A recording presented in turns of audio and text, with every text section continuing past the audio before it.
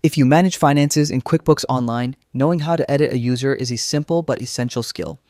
Whether you're updating contact details or adjusting account permissions, the process is quick, straightforward, and can save you a lot of time. Today, I'll walk you through the full 2025 guide on how to edit a user in QuickBooks Online, step by step. To begin, head over to the QuickBooks Online website or open the app. Look for the Sign In button, usually in the top right corner on the website or clearly visible on the app's home screen. Go ahead and log in with your username and password.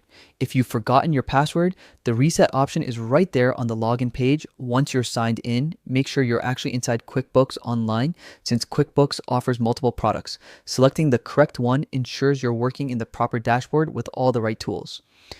Next, navigate to the Customers and Leads tab. This section holds everything related to customer information and account details. From there, click on Customers. You'll now see a list of customer profiles, each one fully clickable and ready for editing. Locate the customer or user profile you want to update and open it. Inside, look for the Edit button. Clicking this gives you access to every editable field in the profile. You can adjust contact info, update settings, modify notes, whatever changes you need to make. Once you're done, don't forget the final and most important step, hit save.